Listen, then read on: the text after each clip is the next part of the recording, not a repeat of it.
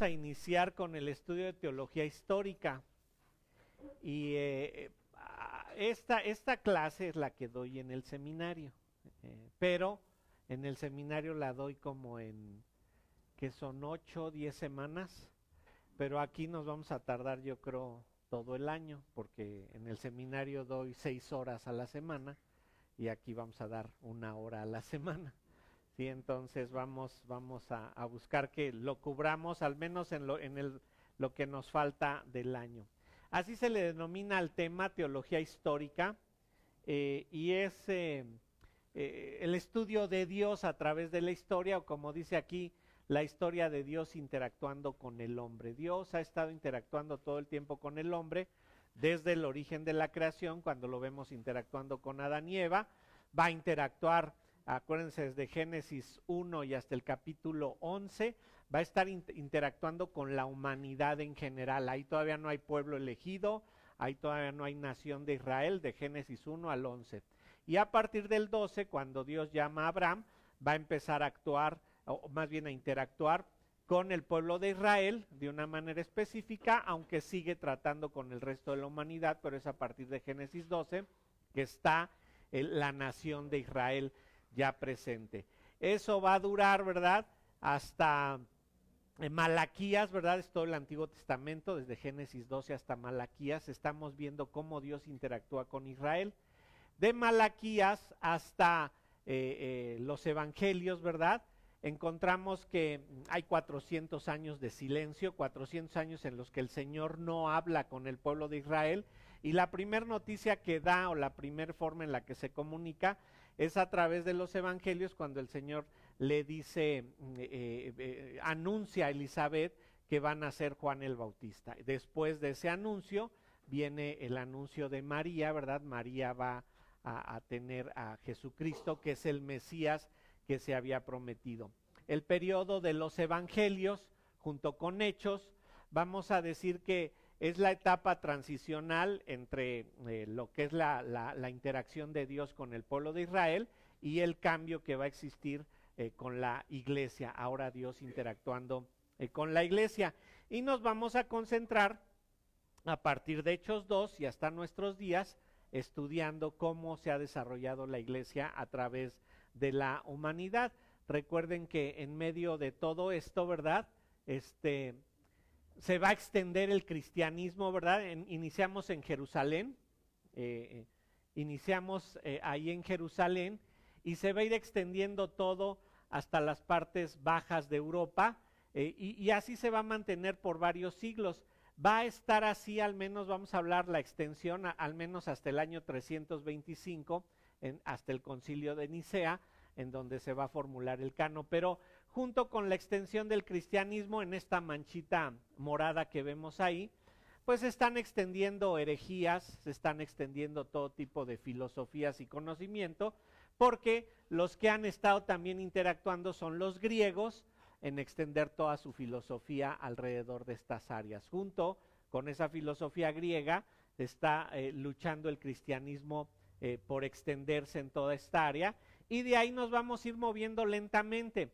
Noten, todo empieza aquí en este punto en Jerusalén. Después de Jerusalén nos vamos a mover a Alejandría y a Antioquía, que no lo veo pero anda por aquí. Y de aquí nos vamos a mover a Roma. De Roma nos vamos a mover a la parte alta en Alemania. De Alemania nos vamos a bajar a Suiza, y de Suiza nos vamos a mover a Inglaterra. De Inglaterra nos vamos a mover a América, ¿sí? Pero esto va a tomar cerca de 1500 años. Ese viaje va a durar casi 1500 años. Entonces vamos a estar interactuando viendo cómo es que Dios ha intervenido. Recuerden que todo inició con 12 hombres aquí, Jesucristo obviamente, y 12 hombres aquí, y se han extendido. Los primeros siglos van a ser muy complicados, pero una vez que avancemos vamos a ver que todo esto va a tener altas y bajas, ¿verdad? El más grave problema que vamos a ver es que muchas de las situaciones que ya se vivieron en una parte de la historia se van a seguir repitiendo en otras etapas de la historia. Esto lo vamos a ver incluso como si fuera cíclico, algo que ya se estudió, algo que ya se vio, se va a tener que va a repetirse. Vamos a ver a muchos hombres y mujeres que han intervenido en el cristianismo, han intervenido para que éste se extienda y de manera especial como han luchado en la etapa histórica que les tocó vivir, han luchado para que la siguiente generación reciba el cristianismo. Y ahí es donde nosotros vamos a aprender, porque nosotros vamos a aprender que a nosotros tenemos una responsabilidad en el momento histórico que vivimos hoy. Nosotros somos responsables de que el cristianismo llegue a la siguiente generación y estamos sentando bases para que esto se dé así. Vamos a ver cómo la mayor contaminación que ha llegado al cristianismo ha sido cuando la iglesia y el Estado se han unido. Y esto no es nada nuevo, esto es histórico. Siempre que la religión y el Estado se unen, la contaminación es terrible, ¿verdad? Y esto va a pasar durante los primeros 300 años, vamos a tener muchas dificultades aquí en esta zona, pero va a crecer sorprendentemente el cristianismo de una manera excepcional.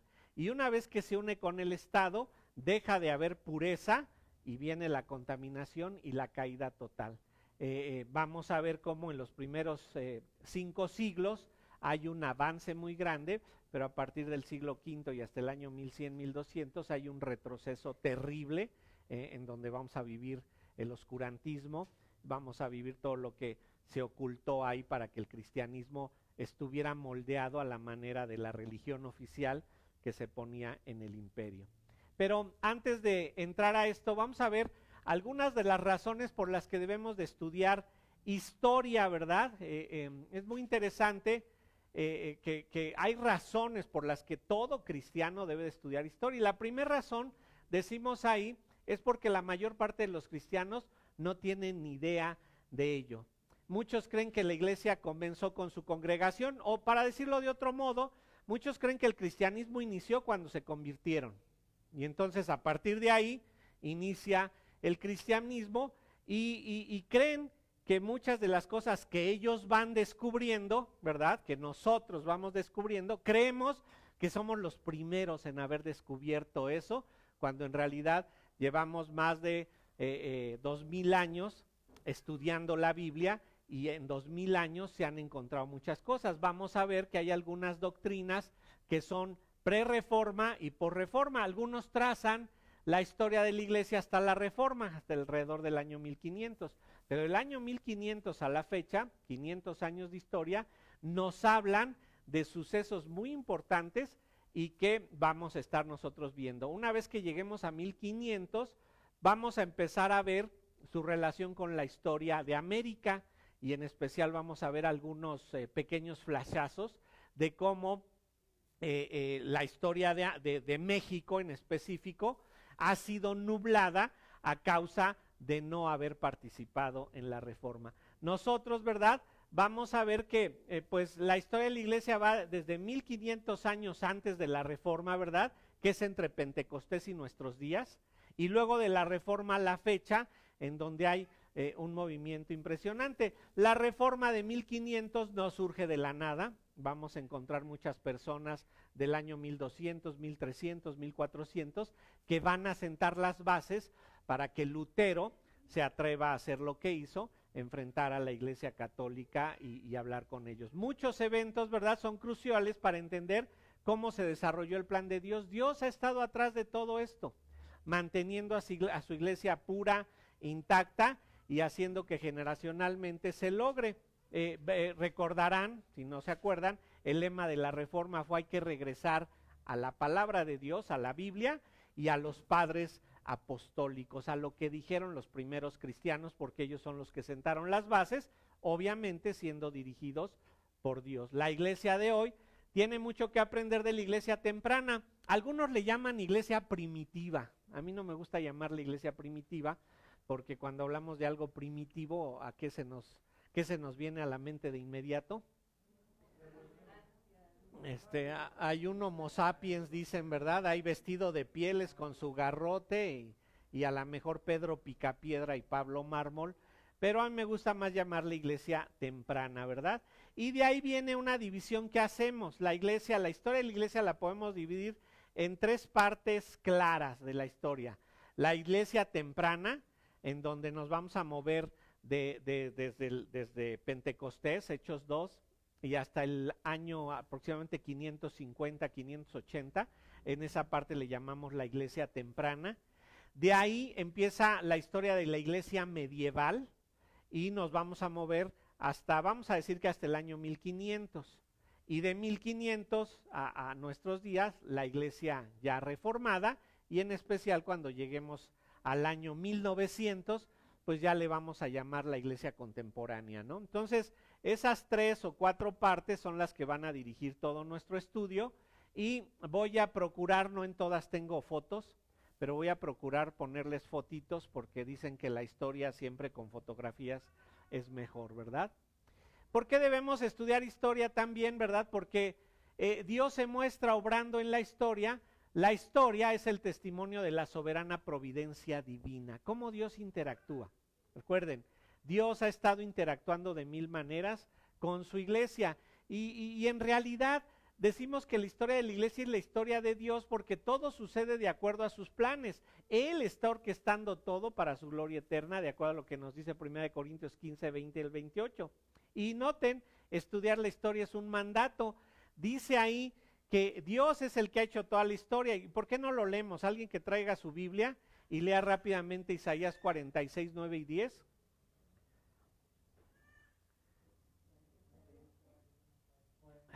Que lo lea con voz de arcángel, así con trompeta de Dios, como estruendo de muchas aguas. Isaías 46, 9 y 10.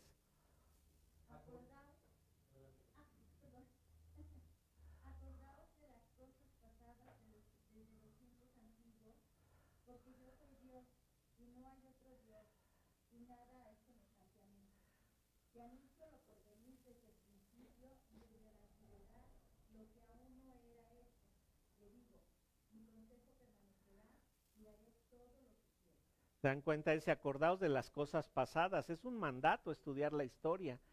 Si ustedes ven la Cena del Señor, que es un memorial, un recordatorio de lo que sucedió hace 2000 años. Entonces la historia la tenemos que estar estudiando constantemente para que, miren, yo no me di cuenta que aquí traigo el versículo, pero nos dice, ¿verdad? Acordaos de las cosas pasadas, porque dice, yo anuncio lo por venir desde el principio. Nosotros estamos en espera del cumplimiento de la historia que Dios ha trazado. Estamos en espera del escatón, les he dicho, de la escatología, de lo que va a suceder al final de los tiempos. Nosotros esperamos eso. ¿Y quién lo anunció? El Señor. De ahí que debemos de estar viendo cómo el Señor providencialmente está interactuando con nosotros para que todo llegue a su cumplimiento, ¿verdad? También debemos estudiar historia porque Cristo dijo que Él edificaría su iglesia. Estudiar historia de la iglesia es estudiar cómo se desarrolla esa promesa. Ahí en Mateo 16, 15 al 18 dice, sobre esta roca edificaré mi iglesia. Quien está trabajando en la edificación de la iglesia es Cristo. A veces cuando perdemos eso de vista, empezamos a creer que son los hombres los que están edificando la iglesia. Quien la edifica es Cristo.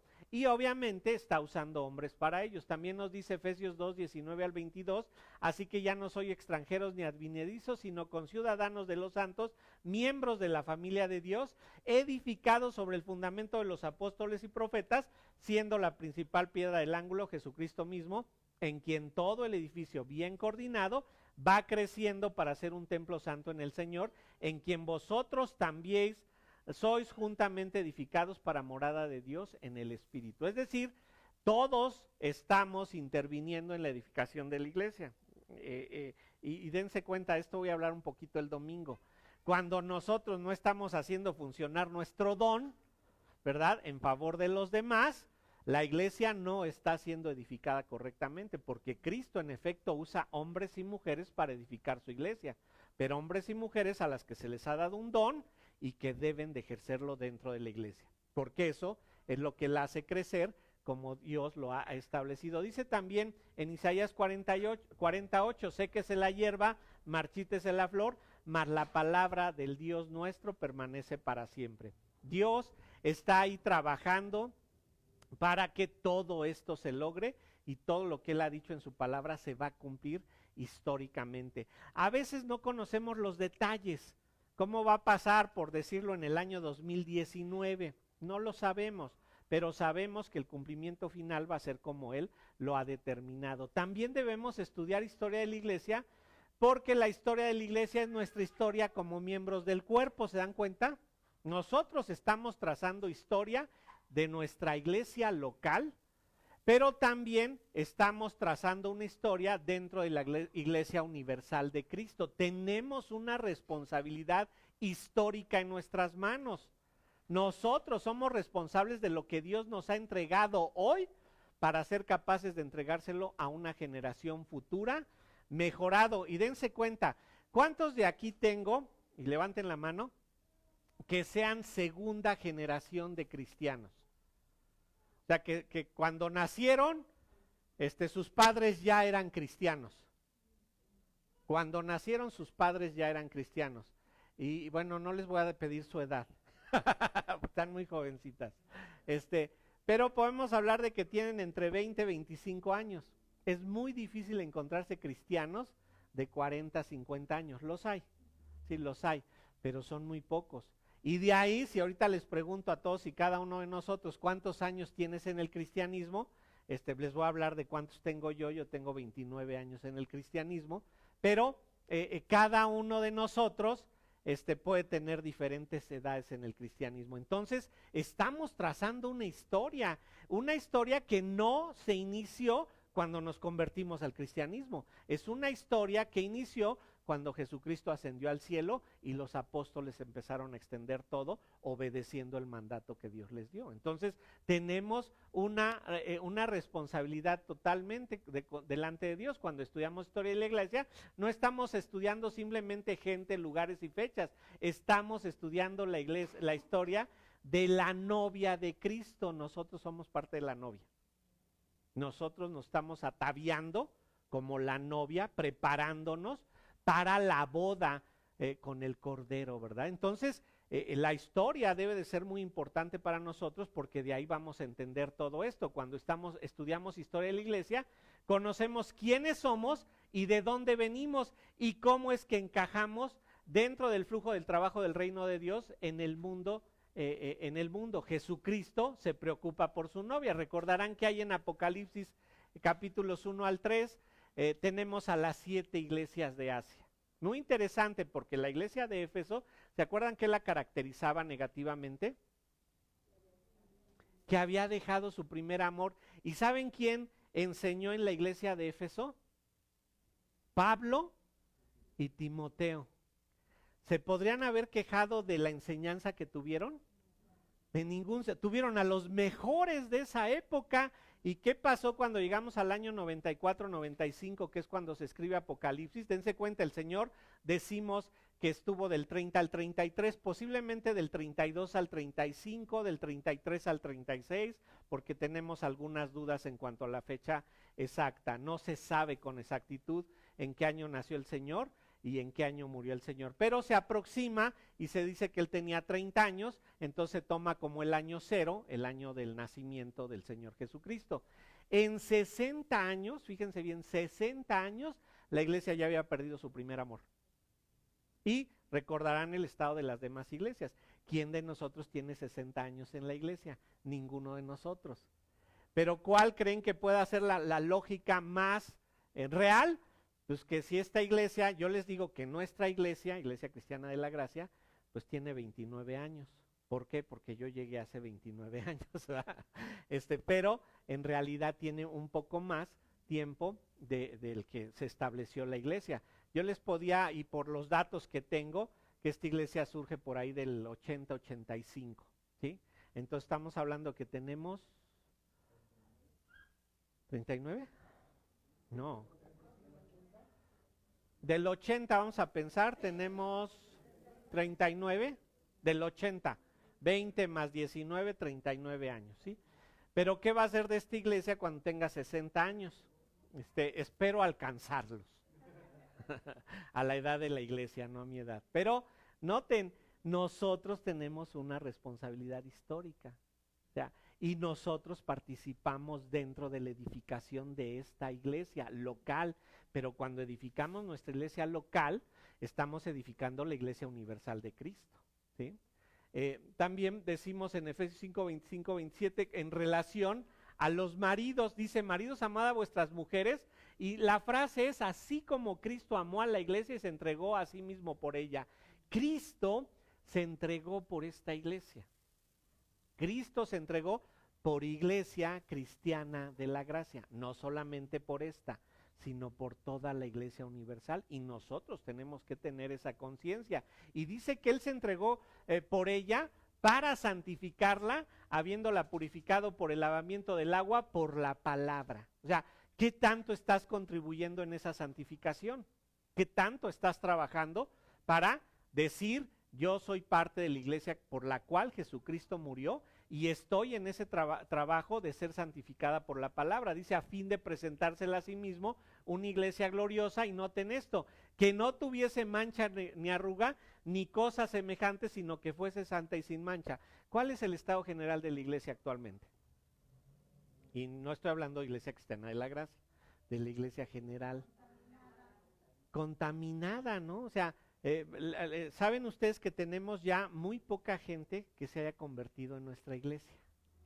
Esto es muy interesante porque esto es histórico, hermanos. La iglesia inicia con unos planes de evangelismo tremendos, pero ya ahora, en lugar de evangelizar, estamos recibiendo gente, ustedes son una muestra de ello, que está viniendo de lugares donde había doctrina errada. Entonces estamos viviendo una reforma, ¿sí? ¿Se dan cuenta? Que es un cambio radical, y esto es histórico, hermanos, esto es interesantísimo. Y nos dice en Apocalipsis: gocémonos y alegrémonos, démosle gloria, porque han llegado las bodas del Cordero. Y noten esto: y su esposa se ha preparado. ¿Qué tanto nos estamos preparando para ello? O sea, vamos a estar nosotros en las bodas del Cordero, nosotros somos la iglesia. Y estudiar la historia nos da una perspectiva. ¿Saben por qué? Porque hay errores que ya se han cometido, y cuando tú no los estudias, se vuelven a cometer, ¿no? Vuelven a estar ahí. ¿Por qué debemos estudiar historia? Dice nuestro punto 5, porque la verdad ha sido preservada y transmitida a través de la historia. Y noten, este ha sido el trabajo providencial de Dios. Muy interesante, que les insisto en que es providencial, no es milagroso, ¿sí? Dios ha intervenido con todos los hombres a través de la historia para que lo que hoy tenemos como palabra de Dios, como Biblia, llegue a nuestras manos, porque hombres, mujeres, cumplieron con su responsabilidad hace 2000 años para que nosotros la tuviéramos hoy. ¿Qué estamos haciendo nosotros para la generación siguiente? ¿Qué estamos nosotros trabajando, verdad? Cuando estudiamos historia de la iglesia, no solo confirmamos el hecho de que hoy en día creemos lo mismo que creía la iglesia apostólica, sino que también vemos cómo es que la verdad ha sido preservada a través de la historia. Nos tenemos que asegurar que estamos creyendo, estamos haciendo, estamos actuando como la iglesia temprana lo hizo, y no estamos cayendo en una deformación total. Desde luego que hay implicaciones o situaciones históricas. Por ejemplo, tenemos aquí un cañón transmitiendo esto, no lo tuvo la iglesia temprana, pero tenemos que saber que nuestra fe está basada en lo mismo, y aprovechar toda la tecnología que hoy está a nuestro servicio para seguir trabajando eso. Y noten, primero, el conocimiento apostólico pasó de Cristo a los apóstoles. ¿Sí se acuerdan? Él llegó, eligió a 12 y les transmitió su conocimiento estando 13 años con ellos. Después, de los apóstoles a los discípulos, segunda de Timoteo 2:2, ¿verdad? ¿Se acuerdan que dice ahí, tú mismo enseña a hombres que sean aptos para enseñar a otros, ¿verdad? Y sigue la cadena. Si han pensado en ventas multinivel, la Biblia lo dijo primero, antes de que lo desarrollaran en la actualidad. Simple y sencillamente tomaron la idea de cómo Cristo desarrolló a sus apóstoles, ¿verdad? Y luego, ya que los apóstoles tuvieron discípulos, de los discípulos a las futuras generaciones que no fueron testigos, ¿verdad? Aquí nos habla tenemos también la palabra profética más segura, a la cual hacemos bien estar atentos, ¿no? A ella. Tenemos la palabra de Dios, ¿por qué? porque muchos hombres y mujeres de aquella época se esmeraron en que nosotros lo pudiéramos tener. Dense cuenta que en esa época tener una Biblia era un lujo. Muy poca gente sabía leer y escribir. ¿Sabes cómo aprendían? De oído. ¿Saben ustedes que no tenemos el original de la carta de Pablo a los de Éfeso? No tenemos el original de la carta de Pablo a Timoteo, la primera o la segunda. No tenemos la carta original de Hechos de los Apóstoles. No tenemos la carta original de Apocalipsis. No tenemos la carta original de los Evangelios. No las tenemos. ¿Por qué sabemos lo que contenían? Bueno, a esto se le llama crítica textual. Y lo que hacemos es analizar las copias para saber qué contenían los originales. ¿De dónde sacamos las copias? Como poca gente sabía leer y escribir, pocos eran los que tomaban nota cuando se abría la carta original y hacían su propia copia de esa carta. De esas copias tenemos en la actualidad más de 5,000 que están en nuestras manos para saber y comparar las copias de diferentes áreas para saber lo que contenían los originales. Pero si esa gente no hubiera tomado la responsabilidad que Dios le dio cuando le enseñó a leer y escribir y tuvo la capacidad de hacer su propia copia, tenías que hacerte tu propia Biblia si querías tener una, porque comprarla equivaldría a que hoy te compraras, no sé, un auto de superlujo, 1,5 millones, 2 millones de pesos, que tú pudieras tener una Biblia, por compararlo con el dinero de nuestros días. ¿Quién podría tener hoy una? Bueno, muchos de ustedes traen carros de esos, ¿verdad? Pero debemos de ver que tenemos esa responsabilidad. También, ¿por qué debemos estudiar la historia de la iglesia? Porque así como somos movidos por la historia de la verdad, también somos avertidos por la historia del error. Ya les dije un poco de esto. El Nuevo Testamento está lleno de advertencias acerca de falsa enseñanza, refutándole en el primer siglo y advirtiendo que vendría más en los siglos siguientes. Vamos a leer Hechos 20 del 28 al 30, a ver que lo lea Galo, así con voz de locutor.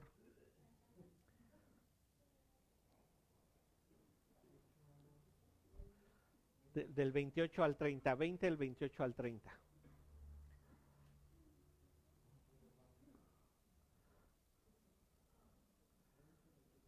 Por tanto, mirad por vosotros y por todo el rebaño en que el Espíritu Santo os ha puesto por obispos, para apacentar la iglesia del Señor, la cual él ganó por su propia sangre.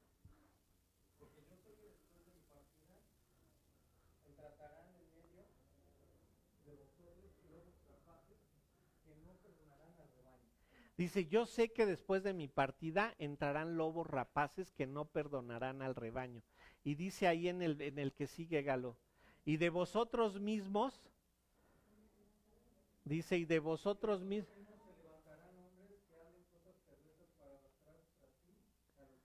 Noten, ustedes son lobos rapaces en potencia, y yo también. ¿Por qué? Porque dice, de ustedes mismos se van a levantar lobos rapaces. Es decir, que el error ha estado presente y Pablo lo anunciaba. Primera de Timoteo 4:1. En los postreros tiempos dice, Primera de Timoteo 4:1.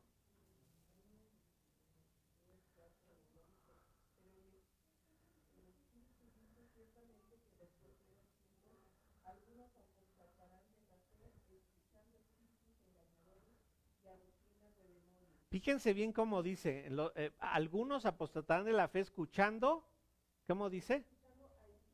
Espíritus engañados, pero noten lo que sigue. Doctrinas de demonios. Es muy interesante que se le ponga la palabra doctrina.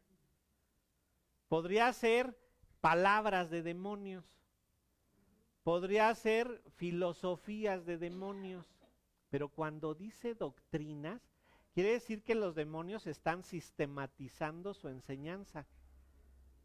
O sea, no crean que la herejía que hay en la iglesia alrededor es fortuita o es una casualidad que estén enseñando mal. ¿Quién está detrás de todo eso? Satanás. ¿Y qué usa para que todas esas doctrinas de demonio sean aceptadas? pero ¿cómo la usa? ¿Qué es lo que busca en las iglesias? ¿Para qué logra meter?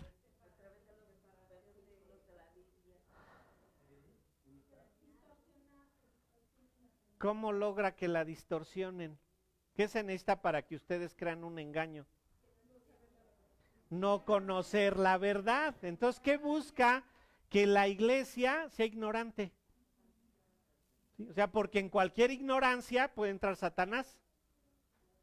¿Sí? Y entonces, ahí es donde mete sus doctrinas de demonio. Vamos a 2 de Timoteo 4:3, alguien que lo lea.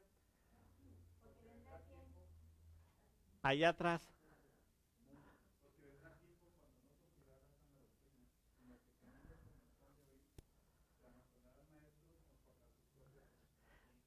Dice, porque vendrá tiempo en que, noten eso, no sufrirán la sana doctrina. ¿Quieren tener sana doctrina? Hay que sufrirla. ¿Sí? No se disfruta. Hay que sufrir la sana doctrina. Dice, porque si de otro modo se van a amontonar maestros. La idea es que cada persona agarrara un montón de maestros y dijera, me los amontono de acuerdo a mi concupiscencia. ¿Qué es eso? De acuerdo a mis propios deseos. Muy interesante porque somos, ustedes lo saben, 4 pastores en la iglesia. Y a veces nos sucede que van y le piden consejería a uno y no les gusta. Van con el otro, tampoco les gusta. Van con el tercero, tampoco les gusta. Van con el cuarto. Están buscando quien les diga lo que quieren escuchar. Que me avalen, que me digan estás en lo correcto. Pero ¿saben qué? Nos amontonamos maestros conforme a nuestra propia concupiscencia, pero esa concupiscencia, al igual que de la misma manera que logra entrar la doctrina de demonios en las iglesias, ¿por qué dijimos que logra entrar? Por la ignorancia. ¿Por qué nos logramos basar en nuestras concupiscencias? Por lo mismo, por ignorantes en cuanto a las cosas de Dios, ¿verdad? Y finalmente Judas 17 y 18.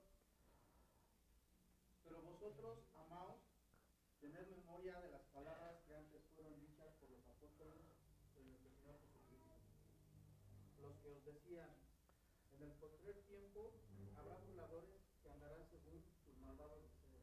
Dice, habrá burladores que andarán según sus malvados deseos.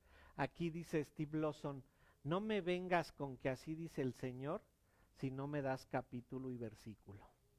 ¿Sí? O sea, tenemos que saber que lo que se nos está diciendo es verdaderamente palabra de Dios. Pero para eso, ¿qué tenemos que hacer? Como nos decía 2 de Timoteo 4:3, tenemos que sufrir la sana doctrina. Noten, para sufrirla hay que trabajar. De otra manera no la vas a poder sufrir. Vas a hacerlo de acuerdo a tus propias concupiscencias.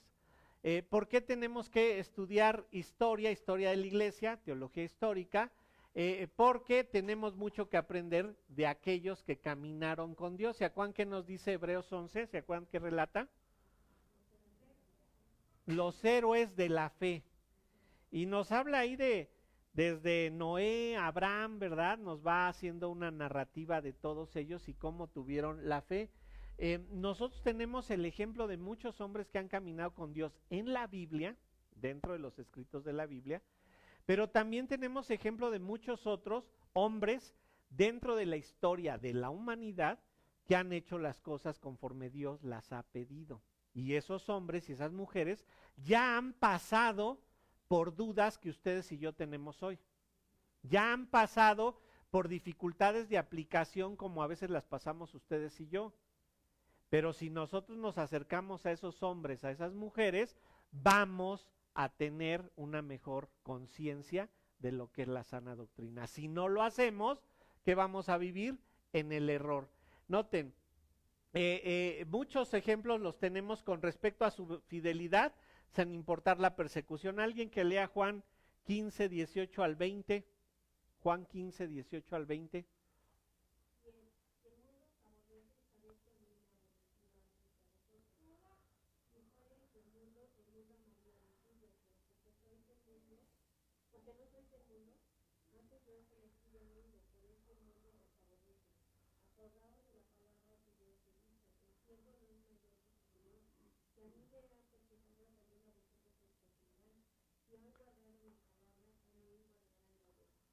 ¿Qué nos está diciendo Jesucristo? O sea, no esperen que sea cosa fácil. O sea, si a mí me han aborrecido, ¿quién es Jesucristo? Dios hecho hombre, y a él lo rechazaron, y a él tuvo que crecer, él tuvo que desarrollarse en el conocimiento. ¿Qué se espera de nosotros? ¿Qué se espera de nosotros? Debemos de sufrir igual. Entonces, nunca piensen que, ay, porque estoy en dificultades y en problemas, ahí dejo la palabra de Dios para otro tiempo. Ese es el peor error que vas a poder cometer en tu vida, porque si a través de la tribulación y la persecución no te aferras a Dios, ¿sabes qué vas a hacer?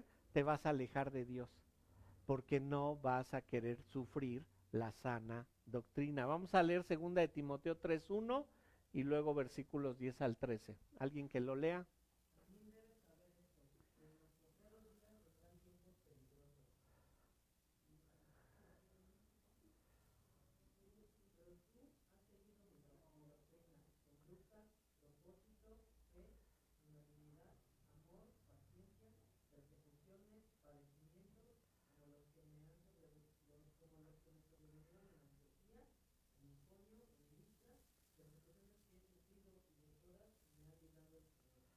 Fíjense qué es lo que aviva el evangelismo, qué es lo que aviva la fe.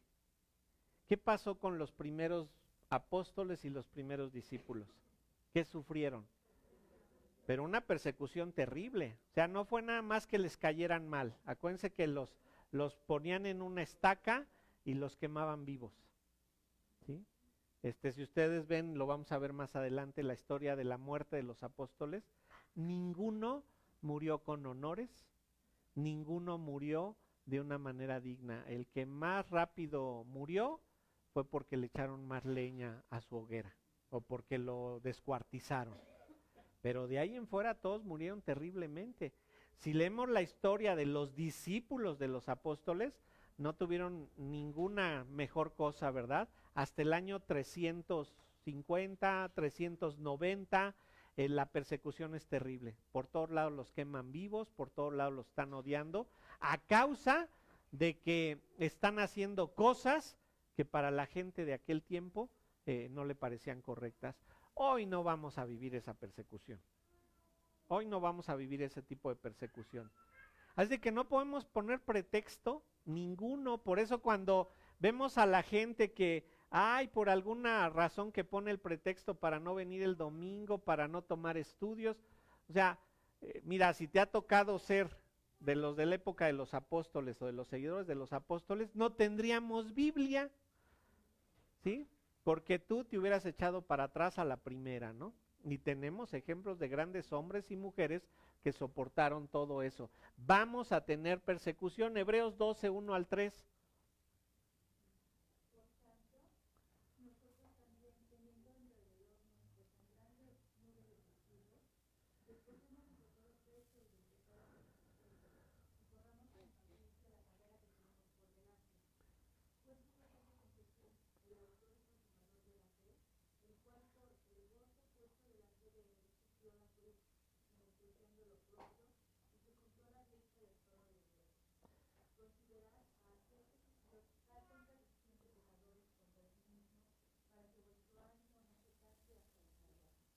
¿Se dan cuenta? Y esta es una pregunta teológica muy profunda. ¿Qué va antes de Hebreos 12? Hebreos 11. ¿Ven? Y ustedes no la pueden resolver, hermanos. En Hebreos 11 están los héroes de la fe. Y Hebreos 12 empieza diciendo, tenemos a nuestro alrededor una nube de testigos. Esa nube de testigos está en el 11, de hombres y mujeres, que muchos de ellos dieron su vida y no vieron la promesa del Señor. Fíjense bien, murieron esperando las promesas del Señor. ¿Qué promesa? La vida eterna, ¿sí? Muchos de nosotros vamos a morir sin ver esa promesa, pero debemos de esforzarnos y trabajar de tal manera que lo veamos. Entonces, ningún tipo de persecución actual se puede comparar con la persecución que vivieron ellos. No hay manera de compararlo. Nosotros tenemos toda la libertad para estudiar la Biblia al nivel que queramos. Podríamos pensar en China, la denominada ventana que es 1040, en donde están los musulmanes y el Islam. Allá sí la pasan dura para poder ver esto, pero nosotros tenemos toda la libertad para estudiar la palabra de Dios, para vivir como cristianos, y nadie nos va a dar ese tipo de persecución. Pero ¿qué pretexto obtenemos? El que ustedes le pongan, ¿verdad? Tenemos muchos pretextos. De acuerdo, humanamente, terrenalmente no la vieron. No, tampoco puede ser que no. La vamos a ver cuando lleguemos con el Señor, pero aquí en la tierra solamente vamos a poder ver la promesa si somos arrebatados, si nos toca ser la generación en la que somos arrebatados. Y también ellos vivieron esperando, deseando el regreso de Cristo. Vamos a leer estos ahora, 1 Pedro 4:7. El fin de todas las cosas se acerca. Fíjense, esa cita es de Pedro, lo escribió hace 2000 años. Y dice, el fin de todas las cosas se acerca. ¿Qué es lo único que sabemos? Que estamos más cerca que Pedro. Nada más. ¿Cuándo va a suceder? El día y la hora nadie lo sabe, ¿sí? Pero nos estamos acercando y ese es nuestro deseo. O sea, ¿cuántos de ustedes quisieran ser arrebatados en lugar de morir? Pues todos, ¿verdad? O sea, yo quisiera ser mejor arrebatado y no experimentar la muerte. Pero ese debe ser nuestro deseo. Segunda de Pedro 3:3-4. Sabiendo primero esto, que en los postreros días vendrán burladores andando según sus propias convicciones. 3 y 4. Y diciendo, ¿dónde está la promesa de su advenimiento?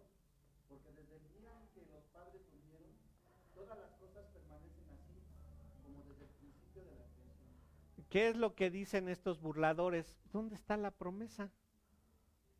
O sea, ¿sigues esperando que Jesucristo venga, que regrese a la tierra para que te lleve? O sea, los burladores dicen, ay, es creer en cuentos de hadas. Pero nada más échenle cuentas que del Antiguo Testamento al Nuevo hay 400 años de silencio. Que no supieron nada. 400 años cuando estamos diciendo que tenemos 20 o 25 años de cristianos. 400 años. Y 2000 años de que se dio esta carta a nuestros días. O sea, para Dios no hay tiempo que se considere tardanza, nos dice también Pedro, ¿verdad? Vamos a leer 1 Juan 2 del 18 al 20.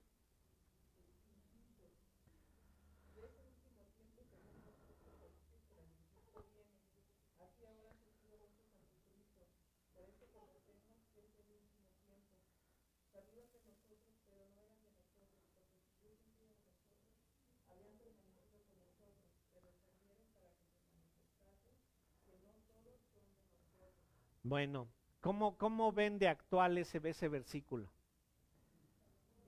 ¿Cómo lo ven de actual ese versículo?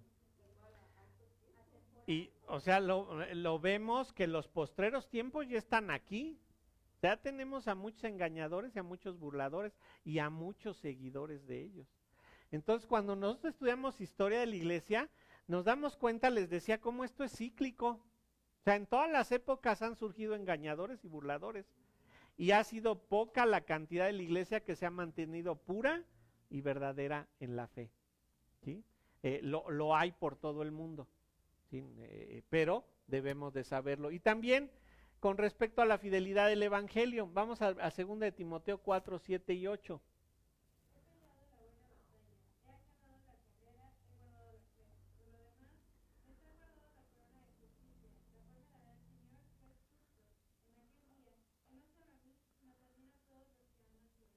¿Tienen en su mente que vamos a ser premiados al llegar allá? O sea, al llegar allá vamos a ser galardonados. ¿Qué hiciste con el don que te di? A cada uno nos ha sido dado un don. O sea, nadie puede decir, si es creyente, no puede decir yo no tengo un don. ¿Cuál es el don que Dios te dio? En base a ese don te va a galardonar. No te va a decir, fuiste como Pablo que caminaba con sandalias kilómetros y kilómetros. No, a lo mejor ese don no te lo dio a ti.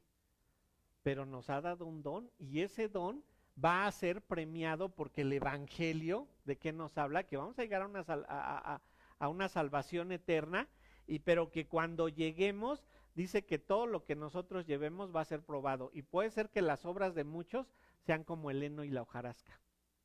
O sea, literalmente van a llevar bolsas así gigantes, mira todo lo que hicimos por ti, Señor. ¿Sí? Y el Señor lo va a pasar por fuego y ¿qué va a decir? ¿Qué pasó? Y otros van a llegar con oro y seguramente van a llegar así, ¿no? O sea, Señor, aquí está lo que pudimos hacer por ti, ¿sí? Y el Señor lo va a pasar por fuego y ¿qué va a salir? Oro puro, ¿verdad? Porque el fuego prueba al oro, purifica al oro. Entonces, debemos de tener en nuestra mente que vamos a llegar un día a la presencia del Señor. ¿Y qué le vamos a decir?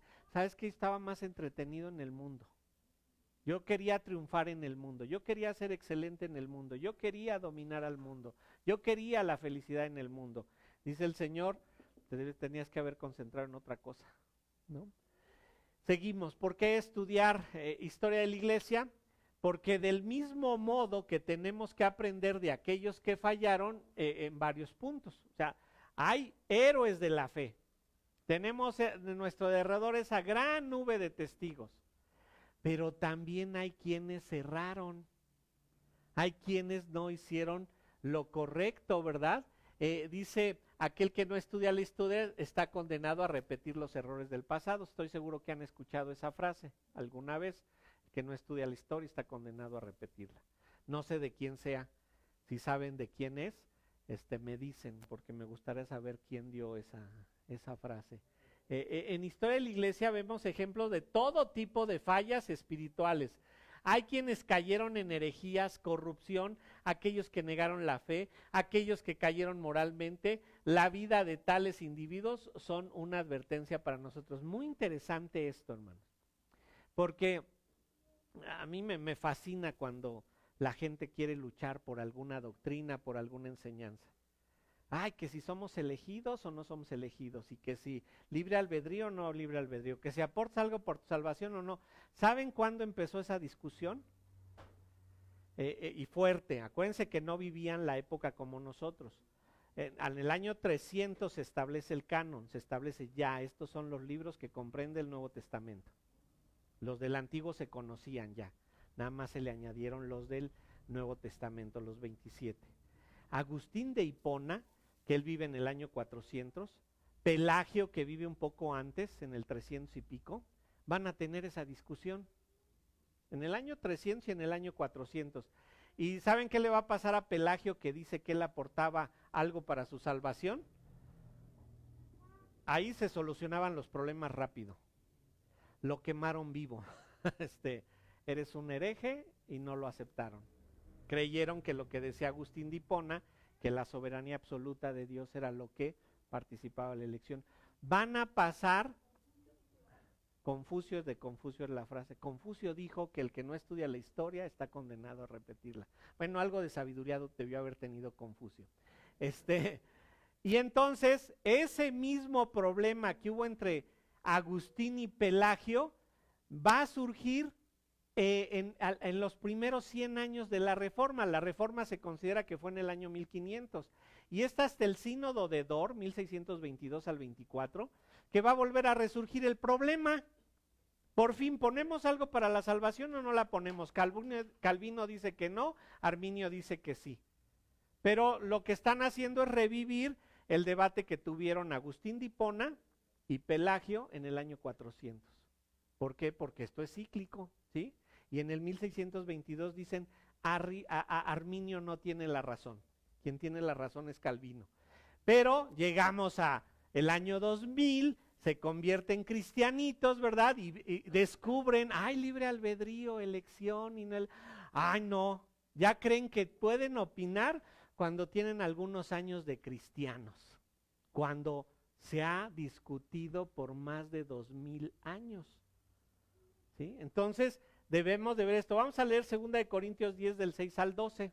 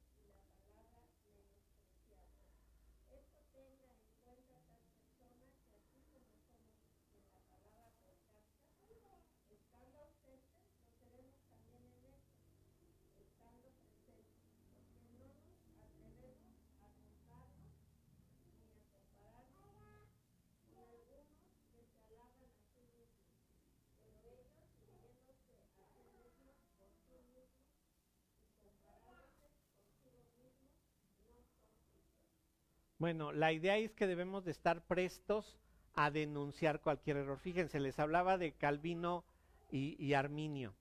Arminio y Calvino ni siquiera se conocieron, aunque Arminio estudió bajo las enseñanzas de Calvino. Arminio lo mandan a debatir con un teólogo que no había estudiado en ningún seminario, que no creía en el catolicismo romano, que no creía en el protestantismo inglés y que era simplemente un pensador liberal. Va Arminio con este abogado y lo convence de que existe libre albedrío y de que él aportó algo para su salvación, ¿sí? Ahí en el sínodo de Dort le van a decir: Arminio, estás equivocado, no es así, en 1622, 1624.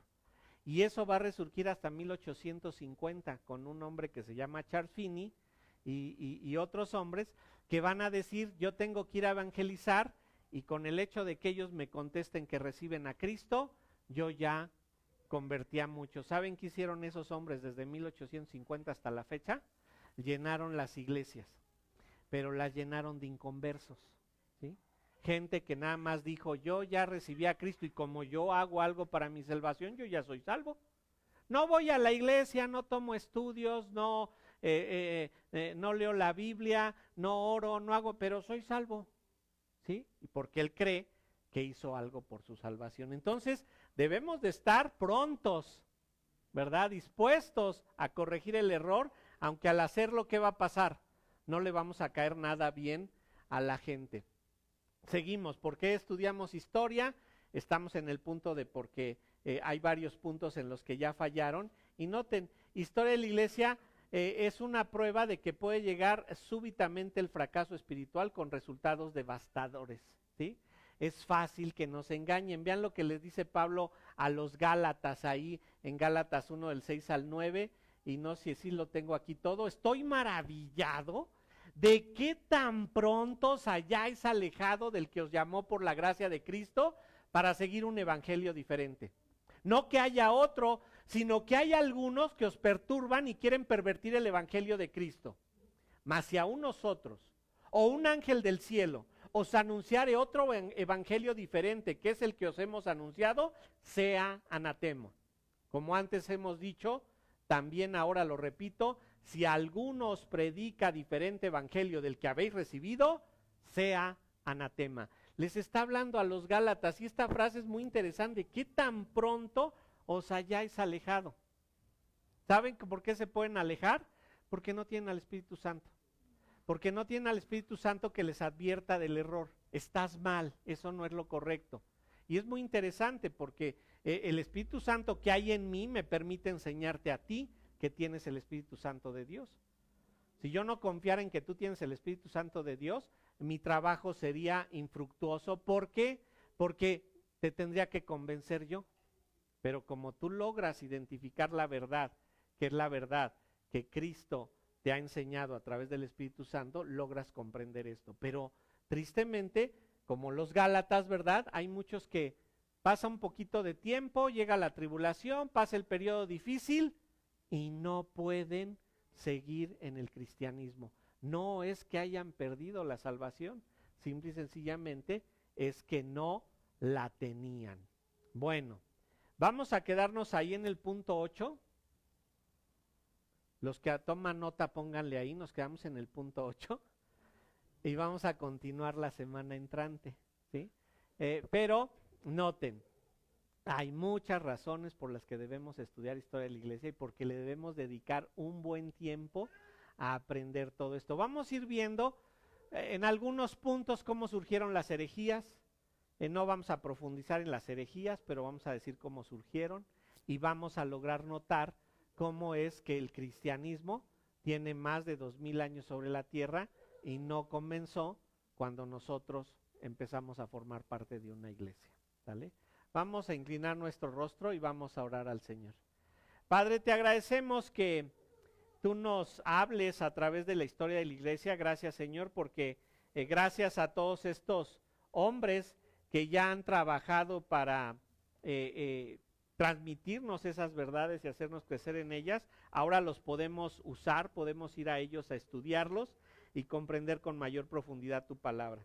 Ayúdanos, Señor, porque el estudio va a ser largo, nos vamos a tardar todo el año, Pero Señor, que todo esto sea para tu honra y para tu gloria y podamos aprender todo lo que tú tienes preparado para nosotros. Padre, te rogamos por los alimentos que hemos de tomar, bendícelos y Señor, que todo esto sea para tu honra y para tu gloria. Amén.